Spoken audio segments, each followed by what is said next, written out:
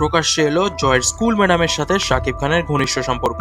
ঢাকাই সিনেমার শীর্ষ নায়ক শাকিব খান ও নায়িকা অপু বিশ্বাসের একমাত্র সন্তান আবরাম খান জয় এখন নেট দুনিয়ায় বড় তারকা সে। জয় বসুন্ধরা আবাসিক এলাকার ইন্টারন্যাশনাল স্কুল ঢাকাতে প্লে গ্রুপে পড়ে, সেখানেও বেশ জনপ্রিয় সে।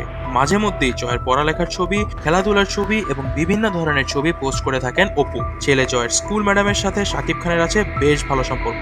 যে কোনো সমস্যায় পড়লে বা জয়ের কোনো কিছু প্রয়োজন পড়লে শাকিব খানের কাছে ফোন দিয়ে দেন এই ম্যাডাম।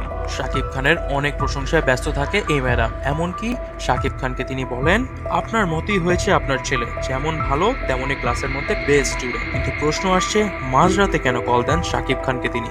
আমাদের কিছু সাংবাদিকদের মাধ্যমে জানা গিয়েছে, দিনের বেলায় ব্যস্ত থাকায় সে নিজেই বলেছে স্কুল ম্যাডামকে যাতে রাত্রের বেলায় কল দেয় এবং রাতের বেলায় কল দেওয়ার মাধ্যমে তিনি সবকিছু শান্তি মতো শুনতে পারেন। তবে এটা শোনা মাত্রই আমাদের সাংবাদিকরা ছুড়ে দেন আরেকটি প্রশ্ন, জয়ের স্কুল ম্যাডাম অপু বিশ্বাসকে কল না দিয়ে আপনাকে কেন কল দেয়? এই প্রশ্নের জবাব দিলেন শাকিব খান, বললেন, ওকেও কল দেয়, আমাকেও কল দেয়, কিন্তু আমারও তো কিছু দায়িত্ব আছে ছেলের প্রতি, যে কারণে আমি জয়ের স্কুলের ম্যাডামকে বলেছি আমাকে সব ইনফরমেশন দিবেন।